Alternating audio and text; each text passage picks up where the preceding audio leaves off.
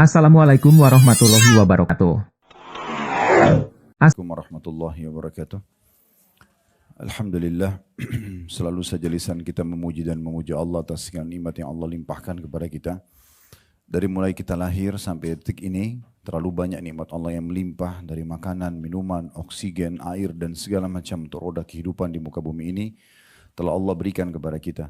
Dan Allah izinkan kita untuk menikmati selama itu halal dan juga thayyibah, berkualitas, serta diikuti dengan bersyukur kepadanya. Dan kita harusnya banyak berterima kasih kepada Allah Subhanahu wa taala, apalagi Allah mudahkan syukur itu dengan dua susunan kata ini, alhamdulillah.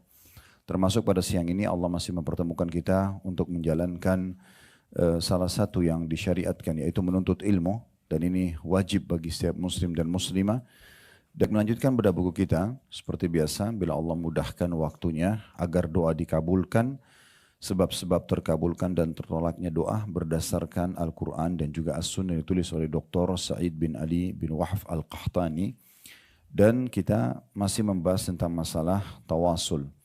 Sebenarnya bahasan kita masih di poin nomor 7, yaitu tentang masalah tawasul kepada Allah Subhanahu wa taala dengan tawasul yang disyariatkan. Dan tawasul artinya kita mendekatkan diri kepada Allah Subhanahu wa taala dan menjadikan antara diri kita dengan Allah perantara ya yang dibolehkan dan disyariatkan. Itu yang diistilahkan dengan tawasul, dan sudah kita jelaskan tentunya secara bahasa ada di halaman 56. Tawasul menurut bahasa Arab berarti mendekatkan diri kepada Allah. Kembali kita reviewkan ya, karena sempat kita libur beberapa waktu. Sudah dikatakan al-wasilah menurut bahasa Arab berarti mendekatkan diri kepada Allah dan taat kepadanya, dan sarana untuk mencapai sesuatu dan mendekatkan diri kepadanya. Kemudian juga di bawahnya ada Ar-Raghib Al-Asfahani berkata, al-wasilah artinya sampai kepada sesuatu dengan kehendak yang kuat. Dan Allah memerintahkan kita agar menerapkan al-wasilah itu dalam hidup kita sebagaimana dalam firman-Nya surah Al-Maidah ayat 35, wabtaghu ilaihil wasilah.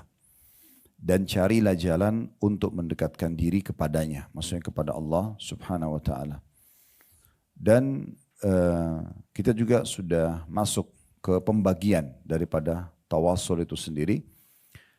Yang disyariatkan ada 3 kata penulis. Yang pertama sudah kita bahas di halaman 57, yaitu tawasul dalam berdoa dengan menggunakan nama-nama Allah Subhanahu wa taala atau sifat-sifatnya. Ini yang sudah kita paparkan pada pertemuan yang lalu terakhir, yaitu beranjak daripada dalil surah Al-A'raf ayat 180. Walillahil asma'ul husna fad'uhu biha. Hanya milik Allah lah asma'ul husna, nama-nama pilihan ya, dan mulia.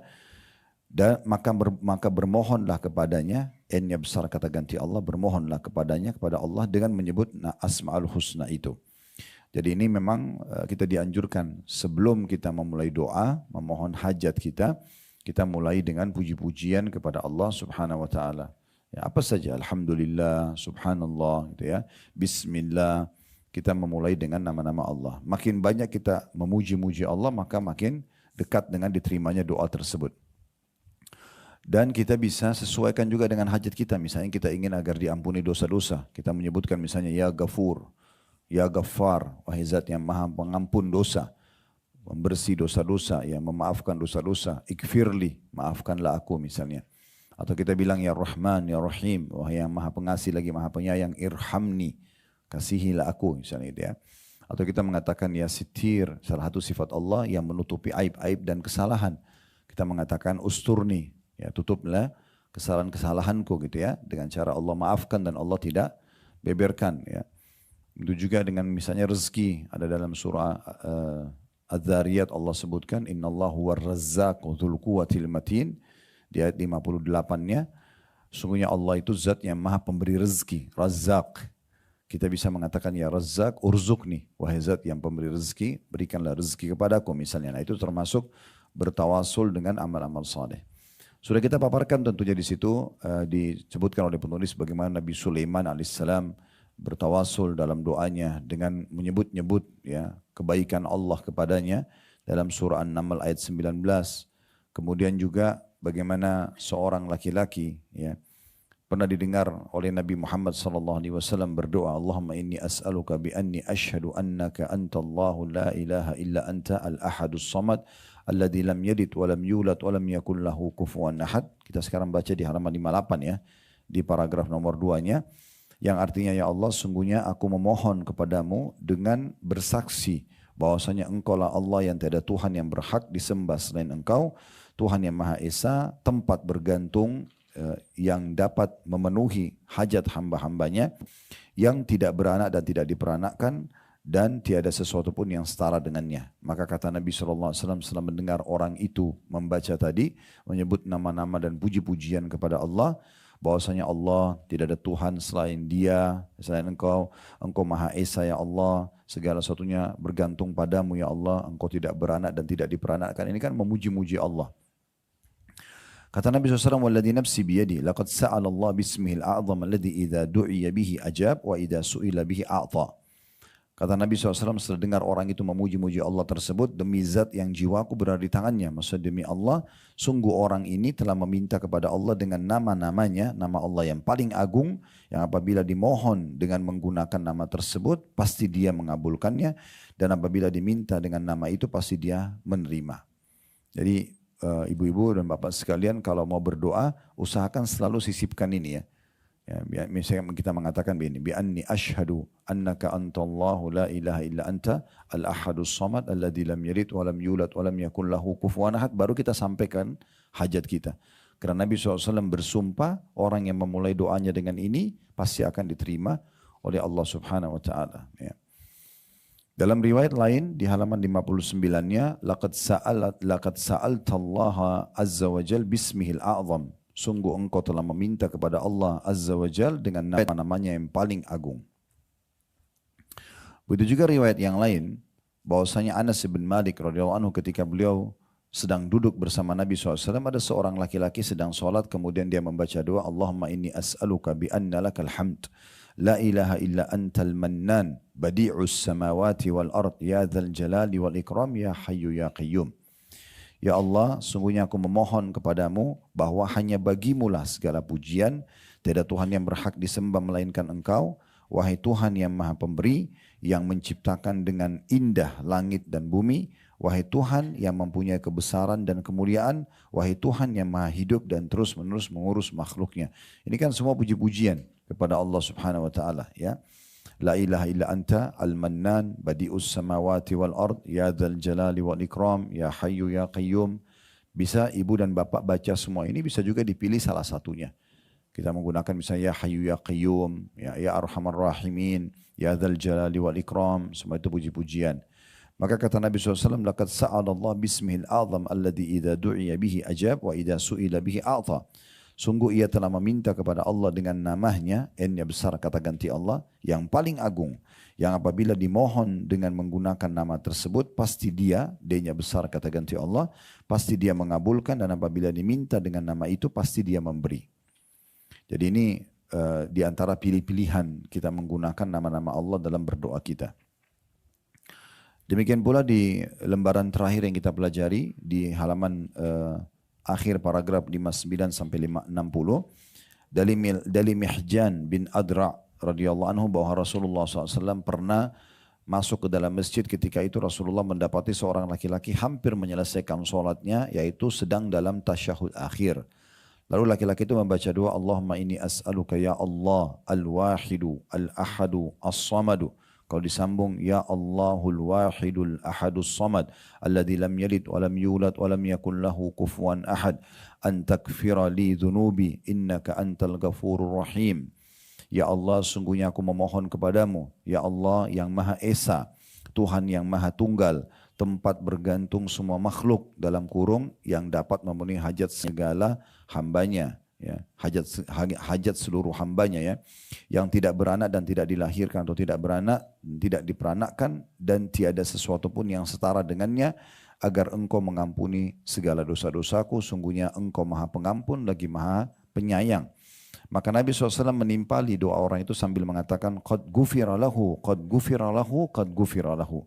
Sungguh orang ini telah diampuni, sungguh orang ini telah diampuni, sungguh orang ini telah diampuni. Sebanyak 3 kali Nabi SAW ulangi, menandakan bahwasanya dengan memulai dengan puji-pujian Allah lalu memohon ampunan itu akan dimaafkan oleh Allah Subhanahu wa taala. Nah, ini.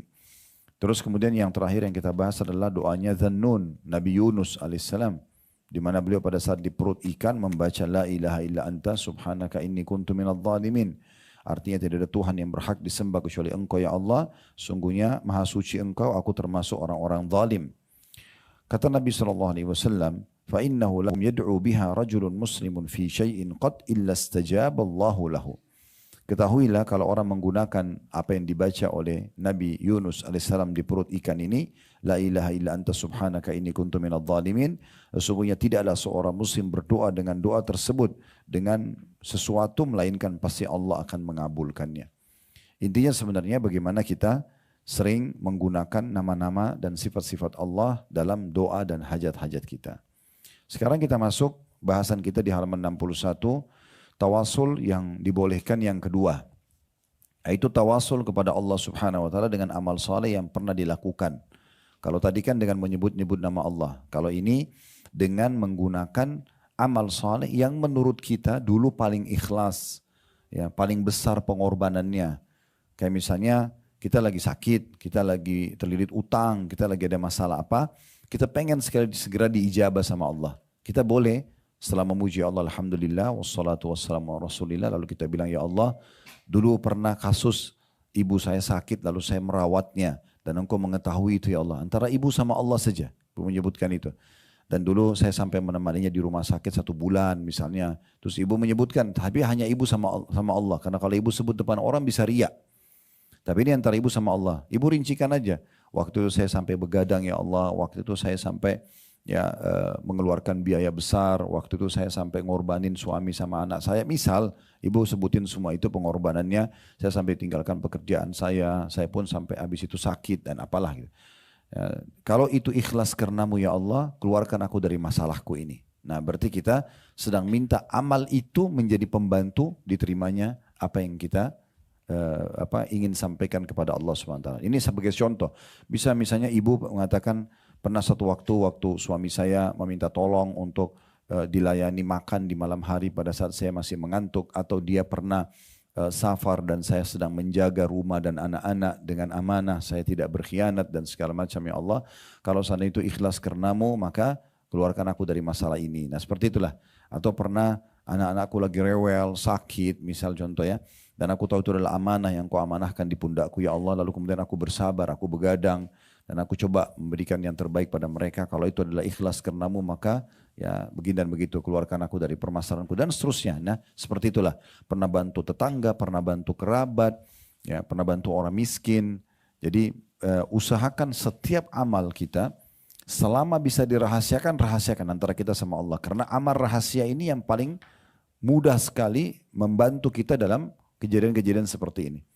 Kalau amal-amal rahasia, jadi selama hanya ibu dan Allah dan hanya bapak dan Allah yang tahu, jangan disampaikan ke orang lain. Ya. Kalau ada 1-2 orang yang tahu karena dia lihat, misalnya, itu urusan dia. Tapi kita tidak mengeksposnya. Nah, itu amal-amal rahasia seperti ini tuh sangat luar biasa. Bahkan dengan cara poin seperti poin nomor 2 ini, kita jadi tahu kalau misalnya betul Allah berikan jalan keluar dari permasalahan kita, berarti amal itu diterima. Karena kan kita bilang, ya Allah, kalau seandainya amal ini engkau terima, keluarkan aku dari permasalahanku. Nah, seperti itu. Berarti dengan poin, dengan cara tawasul yang kedua ini, kita berarti juga bisa pastikan amal itu diterima oleh Allah Subhanahu wa taala. Tentu ada poin penting di sini. Kalaupun kita sudah meminta tawasul begini, bukan berarti nanti hari kiamat kita nggak terima lagi pahalanya. Tetap ada pahalanya. Jadi tidak ada hubungannya, tidak mengurangi kadar pahalanya di hari kiamat gitu ya. Ini memang kemudahan yang Allah berikan kepada kita. Dan kami sarankan tentu tidak semua permasalahan kita gunakan senjata kita yang ditanda kutip ya. Karena ini masalah-masalah genting. Ya, khawatirnya kalau setiap ada masalah kecil ya, terus ibu pakai dan bapak langsung tawasul, akhirnya habis nanti amalnya. Ya, karena kalau semua urusan kita ya, akhirnya ada masalah-masalah genting yang besar yang kita harapkan nanti Allah bantu, kita sudah kehabisan apa yang mau diceritain nih ke Allah nih gitu ya. Makanya ini masalah-masalah hal yang darurat. Kalau hanya masalah-masalah kecil yang kita masih bisa berdoa secara umum, berdoa saja. Tapi kalau kita sudah berdoa berulang-ulang, memang belum kita lihat hasilnya, penyakit belum juga sembuh, utang belum juga terlunasi dan segala macam, Nah selain kita istighfar, kita juga tawasul dengan amal soleh seperti ini. Bahkan kita bisa ya, misal contoh ibu dan bapak berpikir, amal apa ya kira-kira ini, saya nggak ingat sekarang. Nah di saat itu bisa buat amal soleh. Misal kita cari satu yayasan sosial, kita nyumbang di situ misalnya. Lalu setelah kita nyumbang kita mengatakan, ya Allah aku bertawasul denganmu dengan sedekah ini. Ya, kita bisa beramal di saat itu. Lalu kita bisa langsung minta setelahnya, ini dijadikan sebagai tawasul kita. Nah, ini contohnya banyak sekali ya. Ada satu kisah diceritakan di Saudi. Saya tidak tahu pernah saya ceritakan sini atau tidak. Kalaupun sudah mohon maaf mungkin ini review gitu ya. Tapi atau kita ulangi maksud saya. Ada satu ibu kena penyakit kanker di Saudi. Kebetulan dia punya asisten rumah tangga itu dari negara kita, dari Indonesia. Kejadiannya begitu. Kerja di tempat orang ini, dia sudah divonis oleh dokter ini ganas sekali, bisa mematikan buat dia gitu ya. Tapi ibu ini menemukan pembantu dia yang baru kerja itu sering kali kalau masuk kamar mandi lama sekali. Ya. Akhirnya dia satu waktu nanya, kenapa kamu lama di kamar mandi? Akhirnya pembantu itu menangis, ternyata dia baru saja melahirkan dan dia meninggalkan bayinya dalam kondisi memang butuh ASI. Jadi dia memiliki ASI yang banyak. Kadang-kadang kalau sudah penuh dia kesakitan jadi dia terpaksa tumpah di kamar mandi.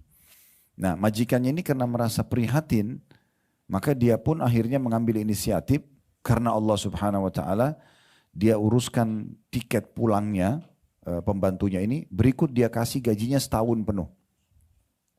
Jadi gajinya berapa per bulan dikali 1 tahun dikasih sama dia lalu diizinkan pulang. Ternyata baru saja dia melakukan perbuatan tersebut setelah pembantu itu pulang, dia ke dokter divonis hilang sama sekali kankernya. Itu diantara contohnya, itu tawasul dengan amal soleh namanya ya. Jadi kadang-kadang ada Allah berikan kita perangkat-perangkat di sekitar kita, cuma kita harus jeli melihatnya. Misal kalau Bapak Ibu lagi hadapin sebuah masalah, itu Allah sebagai bentuk kasih sayang kepada kita, itu pasti menyiapkan perangkat-perangkat. Misalnya coba Ibu dan Bapak renungi, ingat-ingat dulu pernah ada masalah apa dalam hidup, itu kayak Allah itu kayak siapkan, misalnya ada pasangan hidup kita yang menyabarkan kita, ada teman-teman yang datang membantu memberikan ide, kita ketemu dokter yang cocok, kita ketemu jalan keluar. Sebenarnya itu perangkat-perangkat yang Allah siapkan. Tinggal kita jeli atau tidak. Kadang-kadang bahkan orang-orang terdekat kita, misalnya cuma pembantu kita bantu, mungkin supir kita bantu, mungkin kita bantu ada kerabat yang susah, dia kebetulan kontak kita, butuh minta bantuan anaknya lagi sakit. Padahal sebenarnya kitanya ini sedang butuh juga. Tapi kalau kita jeli, itulah solusi. Bantu ini di sana goal gitu ya. Nah, kita akan mendapatkan. Nah seperti itulah. Makanya kita harus peka sekali. Amal soleh itu manfaatnya sangat besar untuk urusan dunia dan untuk urusan akhirat. Di dunia permudah permasalahan urusan kita, di akhirat kita akan dapatkan balasan pahalanya. Ya. Baik, saya akan bacakan sekarang di poin nomor 2 yang ditulis oleh penulis, tawasul kepada Allah Subhanahu wa taala dengan amal soleh yang pernah dilakukan. Seperti seorang muslim berkata, tanda kutip, ya Allah berkat imanku kepadamu. Atau tanda kutip cintaku kepadamu. Atau tanda kutip karena aku mematuhi Rasulmu maka ampunilah dosaku. Atau seperti ungkapan tanda kutip, ya Allah sungguhnya aku memohon kepadamu dengan cintaku kepada Nabi Muhammad SAW dan imanku kepadanya, maksudnya kenabiannya ya, bebaskanlah aku dari kesusahan ini. Tawasul, termasuk tawasul macam ini adalah seseorang berdoa dengan menyebut amal soleh yang pernah dilakukannya. Yang di dalam melakukan amalnya itu dia takut kepada Allah, takwa kepada Allah. Maksudnya pada saat dia kerjakan amal soleh itu dalam kondisi dia ikhlas, dia memang berharap pahalanya, dia takut Allah nggak berikan balasan gitu ya. Lebih mengutamakan Allah dari segalanya, taat kepada Allah yang maha mulia, kemudian bertawasul dengan amal itu dalam doanya agar lebih terbuka peluang untuk diterima dan dikabulkan. Dan dalil yang menjadi dasar disyariatkan tawasul tersebut adalah firman Allah Subhanahu wa taala dalam surah Al-Imran ayat 16 yang berbunyi, alladzina yaquluna rabbana innana amanna faghfir lana dzunubana wa qina adzabannar. Yaitu orang-orang yang berdoa, ya Rabb kami, sungguhnya kami telah beriman. Maksudnya ini tawasulnya, kami termasuk orang-orang muslim, orang-orang mukmin. Maka karena iman kami itu ampunilah segala dosa-dosa kami dan peliharalah kami dari siksa neraka. Nah kelebihannya kalau ada ayat Al-Quran begini tinggal kita hafal dan kita amalkan. Sudah dapat doanya, dapat tawasulnya gitu ya. Kemudian juga firman Allah Subhanahu wa taala yang lain di dalam surah Al-Imran ayat 53, masih surah yang sama. Cuma beda urutan ayat. Kalau tadi sebelumnya ayat 16, ini ayat 53. Yang berbunyi Rabbana amanna bima anzalta wattaba'na ar-rasula faktubna ma'asy syahidin. Ya Rabb kami telah beriman kepada apa yang Engkau turunkan dan telah kami ikuti Rasul. Karena itu masukkanlah kami ke dalam golongan orang-orang yang menjadi saksi tentang keesaan Allah. Maksudnya nanti hari kiamat kami termasuk orang-orang yang berselamat karena memberikan kesaksian tentang kebenaran risalah Nabi. Dan juga hadis yang menceritakan tentang sekelompok pemuda yang terjebak dalam gua yang masing-masing menyatakan dan mengemukakan amal soleh yang mereka pernah perbuat untuk mendekatkan diri kepada Allah Subhanahu wa taala hanya untuk mencari ridho dari Allah, dan masing-masing bertawasul menyatakan amal soleh mereka, maka Allah pun perkenan doa mereka. Hadis ini riwayat Bukhari Muslim. Tentu tidak asing kisah ini ya. Saya ingatkan kembali, kata Nabi SAW, ada orang sebelum kalian, maksudnya sebelum umat Muhammad SAW, sebelum kita, tapi orang-orang saleh, mereka pengikut para rasul. Lalu mereka jalan, ternyata hujan deras dan mereka masuk ke dalam sebuah gua. Gua itu kebetulan ada di bawah kaki gunung ya. Pada saat mereka masuk berlindung dari hujan yang deras, tiba-tiba ada batu besar jatuh dan menutup pintu gua mereka. Sehingga mereka tidak bisa keluar sama sekali. Salah seorang dari 3 orang ini berkata, tidak ada yang bisa mengeluarkan kita karena mereka tidak punya kekuatan untuk mendorong batu tersebut. Kalaupun mau dihancurkan mereka tidak punya alatnya. Bagaimana caranya gitu? Dalam gua yang sangat sempit, pengap. Maka yang satu mengatakan tidak ada cara kita keluar kecuali Allah Subhanahu wa taala membantu. Maka mari kita masing-masing menyebutkan amal-amal terbaik menurut kita. Mulailah yang pertama mengatakan, ya Allah, sesungguhnya Engkau mengetahui aku memiliki seorang wanita yang aku sangat sukai. Jadi wanita ini sangat dicintai, sangat disukai dan sudah lama aku ingin ya berhubungan badan sama dia. Ini langsung ke masalah dia ingin berzina ya. Kemudian selalu wanita itu menolak. Ya, setelah satu waktu dia pernah punya kebutuhan dan butuh bantuan, akhirnya saya memberikan syarat, saya akan bantu tapi dengan syarat dia harus menyerahkan kesuciannya gitu ya. Maka wanita tersebut pun terpaksa menyerahkan dirinya karena memang dia butuh uang ya waktu saat itu untuk kebutuhan yang mendesak. Maka pada saat aku sudah berada di antara 2 pahanya, sudah akan meletakkan kemaluan di kemaluan, maka wanita itu mengatakan, bertakwalah kepada Allah, jangan kau letakkan cincin kecuali pada tempatnya. Maksudnya kalau mau ya nikah, jangan zina gitu ya. Maka akhirnya kata laki-laki ini, saya pun pada saat itu berhenti dan tidak melakukannya. Padahal dia sudah menguasai wanita tersebut. Ya. Kalau itu ikhlas karenamu ya Allah, keluarkan kami dari gua ini. Dan betul batu itu pecah, tapi belum bisa keluar. Tapi batu itu tiba-tiba pecah, berarti menandakan memang itu dia tinggalkan karena Allah. Jadi di sini bukan hanya sekedar mengerjakan ketaatan, meninggalkan maksiat pun masuk dalam ketaatan, masuk dalam amal soleh. Kita pernah ada keinginan mencuri, tidak jadi. Kita pernah keinginan manipulasi data, nggak jadi. Kita pernah ini dan itu, terus kita batalkan karena Allah. Nah itu semua termasuk amal soleh. Yang kedua mengatakan, ya Allah sungguhnya Engkau mengetahui aku memiliki kedua orang tua yang aku sangat bakti dengannya. Setiap hari aku selalu membawa pulang susu dari perahan domba. Jadi beliau punya domba, selalu perah susu domba dibawa pulang untuk keluarganya, istri anaknya dan untuk kedua orang tuanya. Tapi dia selalu dahulukan orang tuanya dikasih dulu, baru dia kasih istri sama anaknya. Dia bilang satu malam, satu waktu saya pulang terlambat dari pengembalaan, kemudian saya membawa susu itu, ternyata kedua orang tua saya sudah tidur. Maka saya pun memegang wadah susu itu dari malam sampai pagi. Karena saya tidak ingin membangunkan keduanya, saya tidak ingin ganggu tidurnya. Dalam sebuah riwayat lain, anak-anakku pun menangis di kakiku. Karena kelaparan, mereka butuh susu itu. Tapi saya tidak memberikan kepada mereka sampai kedua orang tua saya minum. Keesokan paginya pada saat mereka bangun, baru saya berikan susu tersebut. Tanpa mereka mengetahui kalau saya menunggu semalam suntuk. Ya Allah, kalau itu ikhlas karenamu, keluarkan kami dari gua ini. Maka pecah lagi batu tersebut. Tapi belum bisa membuat mereka keluar. Nah yang ketiga menceritakan, mengatakan, ya Allah sungguhnya Engkau tahu aku pernah punya seorang pegawai. Jadi ini ragam sekali ceritanya. Ini masalah tinggalin zina, ini masalah bakti orang tua, ini satu lagi tentang masalah interaksi dengan pegawainya. Nah ya Allah dulu Engkau tahu aku punya seorang pegawai yang bekerja, kemudian tiba-tiba dia tinggalkan pekerjaan sementara dia belum mengambil upahnya.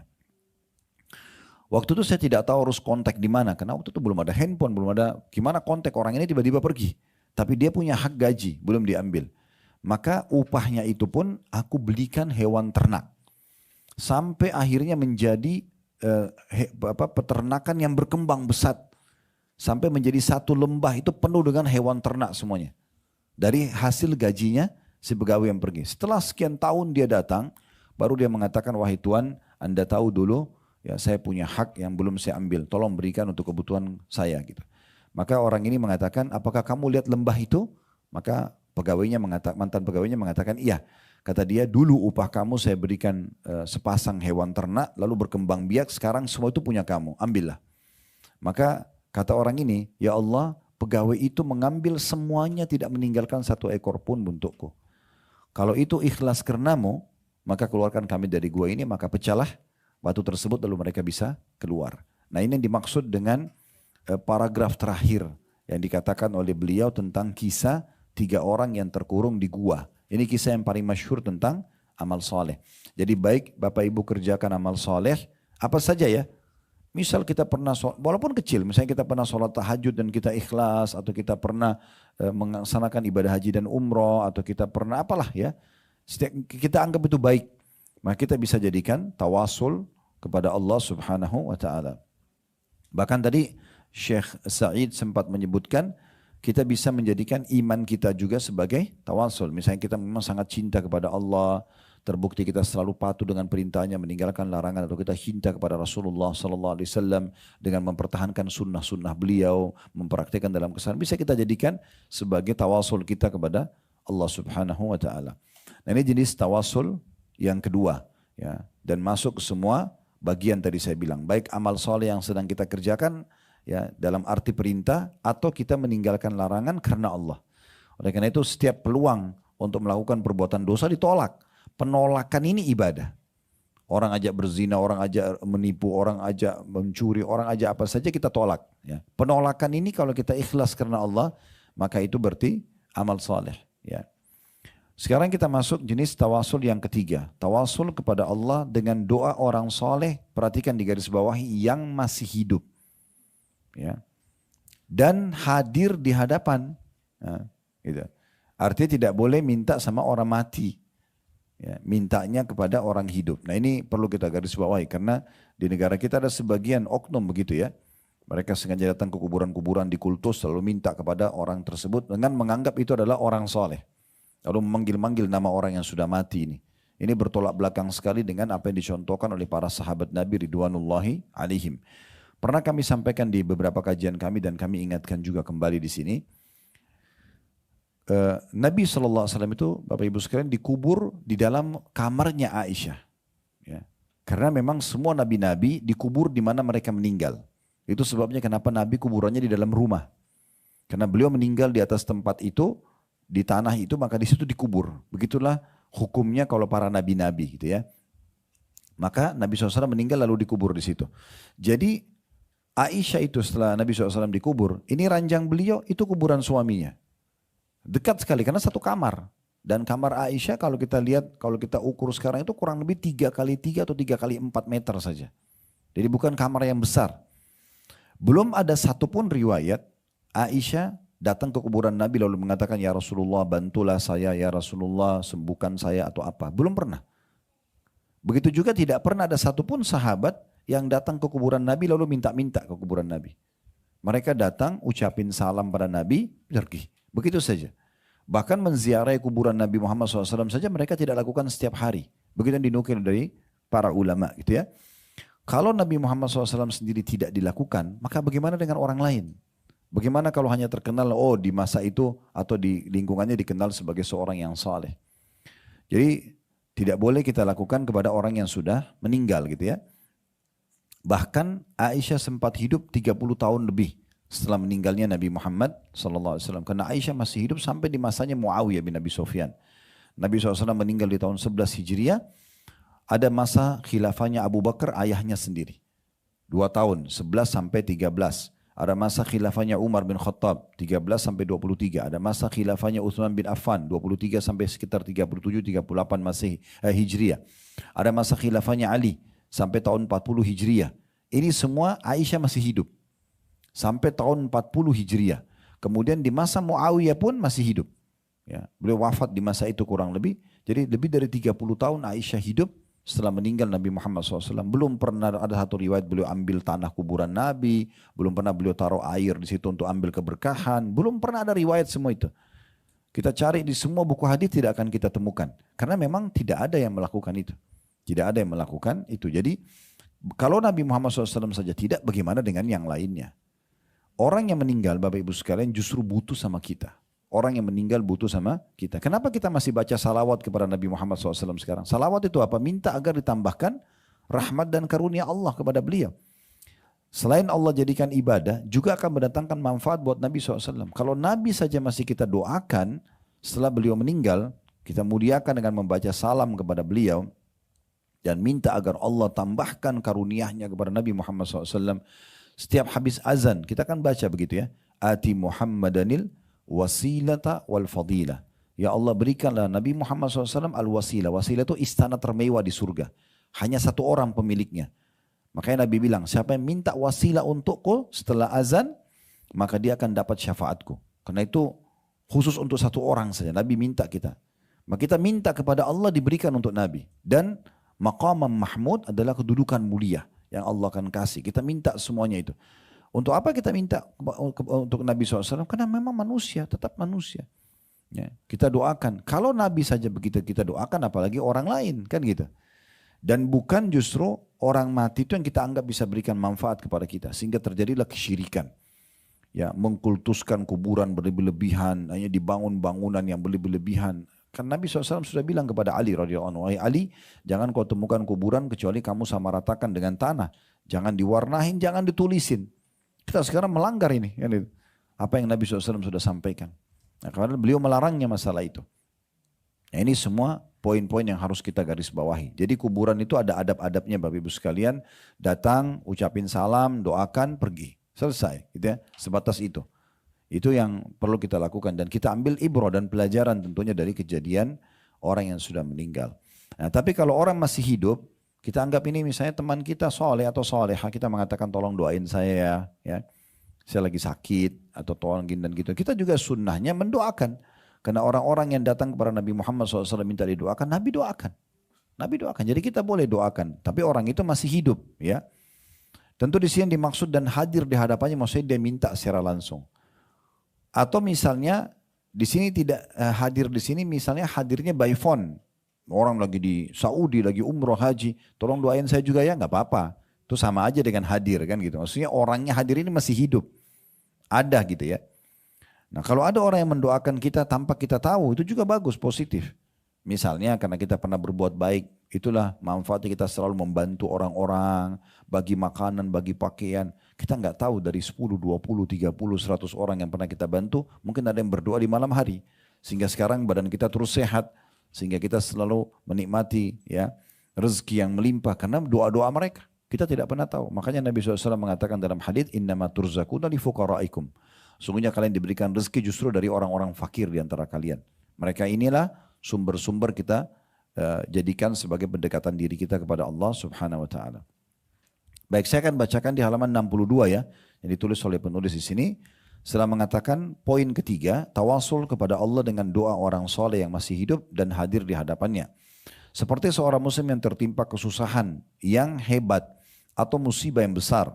Dan ia sadar bahwa dirinya selama ini lalai mendekatkan diri kepada Allah. Maka ia ingin mengambil perantara yang kuat yang menghubungkannya kepada Allah Subhanahu wa taala. Lantas ia pun pergi kepada seseorang yang menurut keyakinannya soleh dan bertakwa.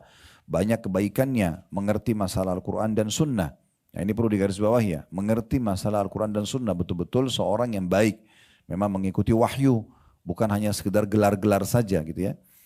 Lalu ia pun meminta kepada orang soleh tersebut untuk didoakan kepada Allah Subhanahu wa taala agar menghilangkan kesusahannya dan mengakhiri kedukaannya. Nah ini termasuk poin yang penting gitu ya. Dan ini pernah terjadi di masa Umar bin Khattab radhiyallahu anhu. Waktu itu kebetulan musim peceklik, panas sekali, kemarau yang berkepanjangan. Maka Umar mengumpulkan penduduk Madinah untuk sholat istisqa, minta turun hujan ya pada saat itu. Nah waktu itu Bapak Ibu sekalian, Umar bin Khattab mendatangkan paman Nabi Abbas radhiyallahu anhu. Dan Umar berkata, ya Allah, setelah berdoa, lalu beliau mengatakan, ya Allah, sungguhnya dulu waktu Nabi kami masih hidup, kami jadikan Nabi kami perantara antara kami dengan engkau. Ini perkataan Umar penting sekali ya. Dulu waktu Nabi masih hidup, kami jadikan Nabi kami perantara antara kami sama engkau. Sekarang Nabi kami sudah meninggal, maka ini pamannya Abbas yang masih hidup, kami jadikan perantara antara kami sama engkau. Lalu Abbas pun berdoa dan turun hujan. Ya, tapi di situ posisi Abbas masih hidup, ya. Dan tentu di sini harus ada ciri-ciri khasnya. Kalau orang memang didatangi minta doa lalu minta duit baru mau berdoa, tidak ada tanda-tanda keikhlasan ini, ya. Tapi kalau orang-orang, dan ini yang dimaksud juga mendatangi seseorang yang soleh, bukan Bapak Ibu dengar seseorang ini soleh nih, lalu kemudian main datang aja ke sana. Karena ramai-ramai orang datang, kita tidak tahu ibadahnya orang itu seperti apa. Bukan begitu. Tapi kalau ibu dan bapak kenal benar, orang ini terkenal, berpegang pada Al-Quran dan Sunnah, orang ini soleh. Kita bersangka baik dengan dia, lalu kita mengatakan tolong doain saya. Itu nggak apa-apa. Ya. Itu bisa saja, seperti itulah ya. Termasuk dalam kategori ini kata beliau, adalah apa yang diriwayatkan oleh Anas bin Malik radhiyallahu anhu, di mana beliau berkata, kemarau panjang pernah menimpa manusia di zaman Nabi SAW. Maka sewaktu Nabi SAW sedang berkhutbah di hari Jumat, berdirilah seorang Arab Badui sembari berkata, wahai Rasulullah, harta benda sudah binasa, ya, sanak keluarga kelaparan, maka doakanlah untuk kami kepada Allah Subhanahu Wa Taala. Maksudnya agar minta turun hujan. Maka Rasulullah SAW mengangkat kedua tangan beliau di atas mimbar, ya, dan membaca doa, Allahumma agithna, Allahumma agithna, Allahumma agithna. 3 kali Nabi SAW ulangi, yang artinya ya Allah turunkanlah hujan buat kami, ya Allah turunkanlah hujan buat kami, ya Allah turunkanlah hujan buat kami. Kata perawi hadis ini, Anas bin Malik radhiyallahu anhu, kala itu kami tidak melihat ada awan di langit, demi zat yang jiwaku berada di tangannya, ya. Dan belumlah Rasulullah SAW menurunkan tangan beliau sehingga gumpalan awan datang seperti gunung. Dalam beberapa riwayat yang lain disebut athar yang lain, Anas mengatakan sungguh langit seperti kaca yang terang. Kan kalau tidak ada awan tidak mungkin hujan. Kan awan yang membawa air itu kan dengan izin Allah SWT. Maka dia bilang langit seperti kaca, nggak ada awannya. Tapi setelah Nabi berdoa tiba-tiba awan mulai menggumpal ada di atas kota Madinah. Dan itu terjadi sebelum Nabi SAW menurunkan tangannya dari doa. Kemudian tidaklah Rasulullah SAW turun dari mimbarnya sehingga aku melihat hujan turun membasahi jenggot Rasulullah SAW. Lalu beliau mengatakan, kata Anas perawi hadisnya, hujan berlanjut pada hari itu dan besok harinya dan hari berikutnya dan berikutnya sampai Jumat berikutnya. Maksudnya 1 pekan penuh hujan non-stop. Dan orang Arab Badui itu kembali lagi berdiri atau orang lain sembari berkata, wahai Rasulullah, bangunan telah roboh, harta benda tenggelam, maka berdoalah kepada Allah untuk kami. Maksudnya supaya diberhentikan hujan. Minggu lalu orang yang sama minta turun hujan, tapi karena hujannya nggak berhenti-berhenti, dia minta lagi supaya diberhentikan. Maka di saat khutbah Jumat yang selanjutnya, Nabi SAW berdoa lagi sambil mengatakan, Allahumma hawalaina wala alaina. Ya Allah turunkanlah hujan di sekitar kami dan jangan timpahkan kepada kami. Dalam riwayat lain, Nabi SAW mengatakan, ya Allah alihkanlah ya, ke lembah-lembah, ya, ke pohon-pohon gitu ya. Jadi maksudnya sampai tidak membahayakan ya manusia dan sekitarnya. Maka tidaklah Rasulullah SAW memberi isyarat dengan tangannya ke arah awan. Jadi waktu itu Nabi sudah mengatakan, ya Allah alihkan hujan ini, jangan ke kami lagi, maksudnya diberhentikan. Tidaklah Nabi SAW alihkan telunjuknya ke awan, ya, melainkan awan tersebut bergeser dalam kurung menjadi cerah sehingga kota Madinah seperti di tengah lubang besar. Lembah dialiri air, demikian juga selokan selama sebulan. Tidak ada seorang pun yang datang dari pinggir kota kecuali membicarakan soal hujan lebat itu. Diriwayatkan oleh Bukhari dan juga Muslim. Nah ini contoh tawasul dengan orang soleh. Tentu Nabi Muhammad SAW pastilah orang soleh. Di masa hidup beliau bisa minta tolong seperti ini, tapi beliau masih hidup, ya. Termasuk juga dalam tawasul ini adalah permohonan Abu Hurairah radhiyallahu anhu kepada Nabi SAW agar mendoakan ibunya supaya mendapat hidayah masuk ke agama Islam. Maka Rasulullah SAW pun mendoakannya, kemudian Allah memberi hidayah dan akhirnya ibunya masuk Islam. Disebutkan oleh Imam Muslim dalam sahihnya. Jadi ibu Abu Hurairah ini memang seringkali mencaci maki agama Islam, mencaci maki Rasulullah SAW, mencaci maki Abu Hurairah sendiri anaknya karena masuk Islam. Jadi Abu Hurairah ini bingung gimana cara menghadapi ibunya. Ini ibu, dia nggak boleh ngangkat suara dan segala macam. Sampai datang kepada Nabi SAW mengatakan, ya Rasulullah doakan agar ibu saya dapat hidayah. Lalu Nabi SAW doakan. Begitu Abu Hurairah pulang ke rumah, belum masuk rumah, kata ibunya, hai Abu Hurairah jangan kau masuk ke dalam rumah sampai kau dengarkan syahadatku. Maka masuk Islamlah ibunya setelah itu. Jadi kita bisa berdoa, bisa juga menggunakan jasa orang lain yang masih hidup ya. Tapi tentu kita tahu orang ini ikhlas, orang ini karena Allah Subhanahu Wa Taala. Indikasi ikhlas itu tidak minta imbalan tentunya. Ya. Tapi kalau orang sudah minta imbalan dari doanya, ini jadi masalah juga. Ya. Contoh lain adalah bahwa Umar bin Khattab radhiyallahu anhu ini tadi yang saya sampaikan ya, pernah meminta Al-Abbas paman Nabi SAW agar berdoa kepada Allah Subhanahu Wa Taala supaya Allah menurunkan hujan kepada mereka. Maka Allah pun turunkan hujan kepada mereka. Diriwayatkan oleh Bukhari ya. Hadits ini tentunya, dan tadi sudah kita jelaskan bagaimana kisah Umar bin Khattab yang meminta agar Abbas menjadi perantara antara mereka sama Allah Subhanahu wa taala. Kemudian selanjutnya yang terakhir di sini diangkat oleh penulis adalah riwayat perkataan Nabi SAW kepada Umar bin Khattab, ya'ti alaikum Uwais bin Amirin ma amdadi ahli Yamani min Murad thumma min Qarn. Kana bihi barasun fabara'a minhu illa mawdi'a dirham lahu walidatun huwa biha barrun law aqsama 'ala Allahi la abarra fa in istata'ta an yastaghfir laka faf'al. Kata Nabi SAW kepada Umar, dalam riwayat lain Umar dan Ali ya. Tapi di sini riwayat Umar yang diangkat oleh penulis, akan datang nanti kepada kalian seseorang bernama Uwais bin Amir beserta rombongan dari Yaman, maksudnya Uwais Al-Qarni yang biasa dikenal gitu ya. Uwais Al-Qarni yang sangat masyhur itu dari negeri Yaman, dari suku Murad, kemudian dari suku Qaran. Dulu ia terkena penyakit sopak, ya, penyakit kulit, kemudian dia sembuh darinya kecuali tersisa sebesar uang logam.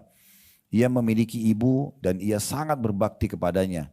Seandainya ia bersumpah atas nama Allah, niscaya Allah akan membuktikannya. Kalau kamu bisa agar ia memohon ampun untukmu, lakukanlah. Ini diriwayatkan oleh Imam Muslim. Jadi di sini Bapak Ibu sekalian, kisah ini sebenarnya panjang. Kisah ini panjang ya. Riwayat ini ada beberapa riwayat tentunya ya. Tapi diantaranya ini. Uwais Al-Qarni ini memang ayahnya sudah meninggal tapi dia punya seorang ibu. Dan banyak kisah yang dinukil tentang bagaimana baktinya sama ibunya. Di antaranya, dia tidak pernah mau menolak permintaan ibunya. Apa saja ibunya bilang pasti dia iyakan. Selalu dia iyakan. Selama itu dia mampu, ya selama itu bukan maksiat dia lakukan. Bahkan kadang-kadang ada yang dia tidak mampu tapi dia berusaha dulu. Seperti contohnya ibunya pernah mengatakan, ibunya bilang saya pengen sekali pergi haji. Itu kisah yang paling masyhur ya. Dia mengatakan saya pengen pergi haji. Uwais waktu itu sangat miskin, tidak punya apa-apa. Tapi dia mengatakan pada ibunya baiklah. Dia tidak mau nolak. Lalu setelah keluar dari rumah dia mulai berpikir. Dia pergi keluar dari rumahnya, di depan rumahnya dia sambil berpikir apa yang harus dilakukan. Sekarang dia sudah janji sama ibunya akan membawa haji. Dia periksa uang yang dia miliki tidak cukup ya untuk biaya haji. Maka dia pun akhirnya ya mendapatkan ilham dari Allah, dia berpikir uang itu dia belikan seekor domba kecil. Nah, domba kecil ini dibeli di pasar kemudian dibawa ke rumahnya. Setiap hari Uwais Al-Qarni ini menggendong anak domba itu naik gunung sama turun gunung setiap hari. Dari domba itu masih kecil sampai domba itu sudah besar. Dia kayak olahraga gitu ya. Dia bawa. Setelah domba itu besar, orang-orang kampungnya banyak bertanya, ini ada apa Uwais ini gendong-gendong domba naik gunung, turun gunung gitu, untuk apa? Ternyata dia sedang latihan gitu ya. Setelah dia sudah merasa mampu dan tiba musim haji, dia menggendong ibunya untuk pergi ke Mekah, pulang pergi. Karena dia nggak punya cukup biaya. Maka ini salah satu bentuk baktinya. Jadi bagaimana luar biasa dia bakti sama ibunya. Dalam sebuah riwayat yang lain disebutkan, dia pernah ingin memperbaiki atap rumah dan dia tidak tahu kalau ibunya itu, dia pikir ibunya lagi istirahat.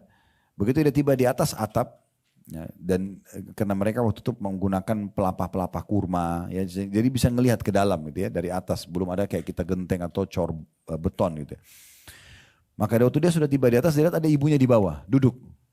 Ya, kira-kira kita kalau sebagai anak paling kita bilang, Bu tolong pindah sebentar, misalnya. Itu sudah santun banget gitu ya. Tapi dia begitu lihat ibunya dia nggak mau tegur.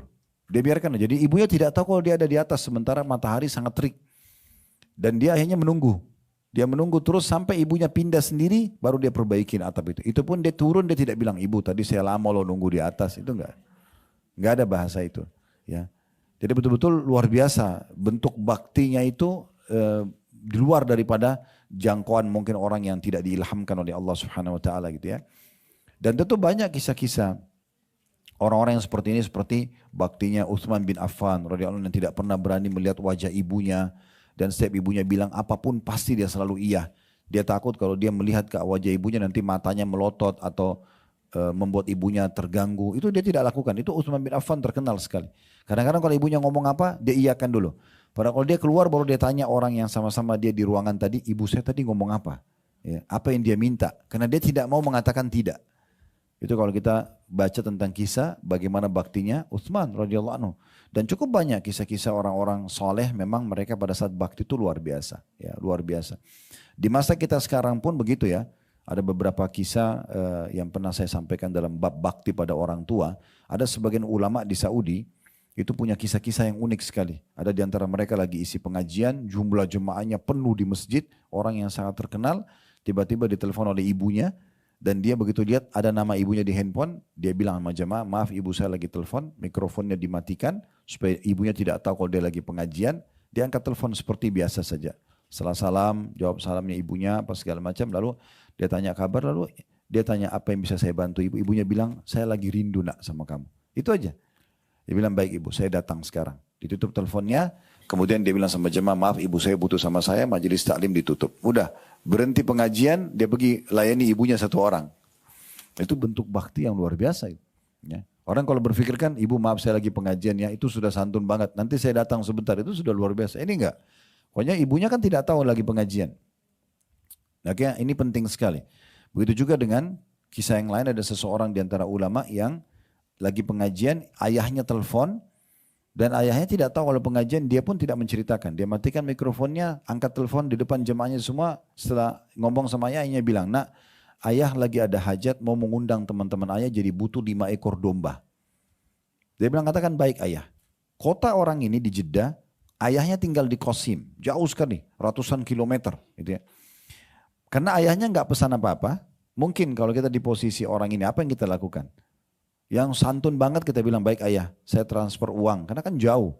Anggaplah dari Jakarta ke Surabaya. Ya udah, nanti saya transfer uang, ayah biasa boleh beli terserah. Mau beli domba apa saja. Itu mau yang 5 juta, 10 juta seekor terserah.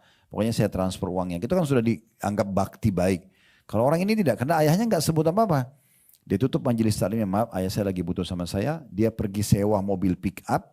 Dia beli domba 5 ekor yang terbaik di Jeddah. Di setir sendiri bawa ke Qasim. Jadi dia setir sendiri, dia jadikan itu sebagai bentuk baktinya. Sampai tiba di Qasim, dia kasih ayahnya, dia mengatakan, ayah ini pesanan anda, dia salaman, dia pulang lagi ke Jeddah. Dia setir, karena tidak mungkin domba dinaikin pesawat. Gitu kan. Jadi dia bawa mobil, ini luar biasa. Dan banyak sekali contoh-contoh bakti-bakti yang lain. Ada juga seorang ulama di Saudi menceritakan kisah. Ada orang, kebetulan dia lagi khutbah Jumat, kemudian dia sholat Jumat di rakaat kedua Jumat, itu mulai ada gemuruh di masjid.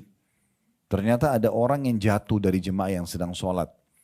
Nah begitu selesai salam, kata dia, saya mau bilang sama jemaah pakai mikrofon, jemaah tolong ada apa? Dia bilang ada yang jatuh syekh, ada yang jatuh pingsan. Oke, kasih ruang biar dia bisa bernafas. Dicek, panggil dokter, dokter cek. Ternyata orang itu sudah meninggal. Dan menurut penelitian dokter, orang ini meninggal beberapa menit yang lalu. Artinya dia sedang sholat, meninggal. Maka kata syekhnya, ini orang pasti punya kelebihan. Meninggal di hari Jumat lagi sujud. Kan meninggal hari Jumat itu ada hadis yang menyatakan selamat dari fitnah kubur. Gak ditanya lagi sama mungkar nakir gitu kan. Karena pertanyaan mungkar nakir di kuburan berarti penentuan selamat atau tidak selamat ke depannya. Kalau Bapak Ibu bisa jawab Tuhanku Allah Nabiku Muhammad itu nanti selamat. Kalau tidak bisa jawab ya tidak bisa. Tapi orang seperti ini seperti orang yang mati syahid. Gak ditanya lagi. Karena meninggal di hari Jumat atau malam Jumat. Begitu hadisnya. Terus lagi sholat. Ini jelas husnul khatimah. Kata syekhnya, saya penasaran mau tahu. Apa sebenarnya amal orang ini. Maka saya telepon ke keluarganya karena kebetulan ada data-data yang dia bawa. Waktu dicek di kantong di dompetnya. Telepon terus adiknya angkat. Terus syekhnya bilang, saya bilang sama keluarganya, tolong saya ingin pribadi karena orang ini jauh-jauh datang sholat Jumat dengan saya, ya, ingin mendengarkan khutbah dan sholat di masjid saya mau ngurus jenazahnya. Kata keluarganya, tentu ini satu penghormatan kalau anda mau. Maka syekh ini bilang, dia yang mandikan, dia yang kafani, sampai dia yang sholati. Malam pertama takziah, dia bilang, saya tanya saudaranya, kata syekhnya ini, apa amalan kakak kamu ini? Ini meninggal hari Jumat, lagi sholat, pasti ada sesuatu. Lalu kata saudaranya, kami punya seorang ibu yang sudah tua. Kami semua bakti dengan ibu kami, semua kami bakti. Tapi kakak kami punya nilai plus. Tidak pernah ada satupun sesuatu kebutuhan ibu kecuali dia sudah dahului kami. Ibu mau sampo, mau sabun, mau apa, dia sudah duluan, pasti dia selalu ada duluan.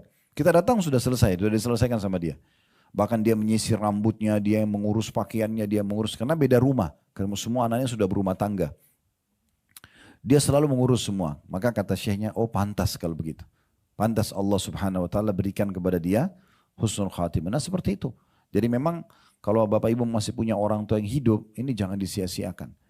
Mau beda kota, beda negara, telepon mereka, minta ridhonya, minta didoakan tiap hari.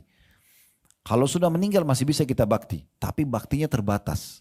Kita nggak bisa lagi kasih makanan, nggak bisa kasih minuman, nggak bisa kasih baju, nggak bisa hibur, datang, gembirakan dia, nggak bisa jenguk kalau dia sakit, nggak bisa beliin mobil, nggak bisa beliin rumah, itu kan sudah habis bagi orang yang meninggal. Jadi mumpung hidup jangan disia-siakan. Kalau sudah meninggal ya kita berarti masuk ke pintu-pintu yang tinggal bisa kita lakukan. Seperti pernah saya sampaikan, bagi bapak ibu yang punya orang tua sudah meninggal, mumpung bisa kita doakan, ya kemudian bisa bersedekah. Mulai sekarang semua sedekah anda niatkan buat anda sama kedua orang tua. Jangan sedekah sendiri. Mau kasih orang miskin cuma 5.000 rupiah, pokoknya ini saya sama kedua orang tua saya selalu. Jadi dapat pahala sedekah, dapat pahala bakti sama orang tuanya. Karena kita bisa sedekah buat mereka. Juga sama yang punya kelebihan rezeki, umroh dan hajikan mereka. Kalau kita tidak lakukan maka badal. Karena semua itu di travel ada badal ya. Saya selalu sarankan karena kami seperti di Uhud itu buka peluang badal. Maka bisa ibu dan bapak programin setiap bulan. Misal setiap bulan umroh buat orang tua saya. Setiap ada rezeki kita sisipin. Nanti di sana teman-teman mahasiswa yang lakukan. Berarti kan setiap bulan dapat pahala umroh buat ibu sama bapak, plus kita juga dapat pahala umroh dan umrohnya itu. Karena kan dikerjakan kita yang mudahkan dan juga nilai sedekahnya, plus nilai baktinya. Setahun sekali bisa haji, badal haji. Ya, dibayarin badal haji karena orang kalau badal orang meninggal lebih kecil biayanya dibandingkan orang pergi haji langsung kan. Nah itu lebih murah, maka bisa kita badal hajikan setiap tahunnya. Ini contohnya, ini termasuk bentuk bakti. Termasuk bentuk bakti adalah kepada orang tua kalau sudah meninggal kita melanjutkan hubungan baik dengan orang-orang terdekat dengan mereka. Nah yang paling dekat dengan ayah saudara kandungnya, laki-laki, paman dari ayah, adik sama kakaknya ayah, itu pengganti ayah. Makanya Ali bin Abi Thalib radhiyallahu anhu, beliau itu kalau menemukan beliau kalau bertemu dengan Abbas pamannya, beliau duduk di bawah dan sambil memegang pahanya sambil mengatakan paman ridholah kepadaku, paman ridholah kepadaku. Karena Abbas ini saudaranya ayahnya. Ya. Kalau ibu saudarinya, saudari ibu, ya adik atau kakak ibu, perempuan, tante dari ibu. Jadi kalau kita urut kan biasanya di Indonesia itu om atau paman semua sama. Mau dari ayah dari ibu, padahal sebenarnya kedudukannya beda. Bahasa Arabnya pun beda. Kalau bahasa Arabnya saudaranya ayah, biasa dipanggil ammi, ammi maksudnya pamanku. Kalau am itu artinya paman dari ayah. Kalau paman dari ibu, bahasa Arabnya khal. Beda. Kita kalau bilang pamanku dari ibu khali, kan itu beda. Ya, ini bahasanya beda. Kenapa beda? Memang karena beda status mereka. Am ini lebih tinggi dalam bab bakti daripada khal. Paman dari ayah lebih tinggi daripada paman dari ibu. Beda kalau tante. Kalau tante, saudarinya ayah, bahasa Arabnya ammatun. Ammah. Kita biasa bilang ammati.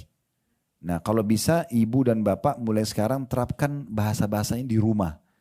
Kayak misalnya saudarinya ibu, ya ajar anak-anak panggil khalati. Khala. Nanti saudari ibu tuh khala. Saudari ayah itu ammah. Jadi biar mereka bedain gitu ya. Kalau misalnya suami ibu punya kakak atau adik, ajarkan anak-anak panggil mereka ammi.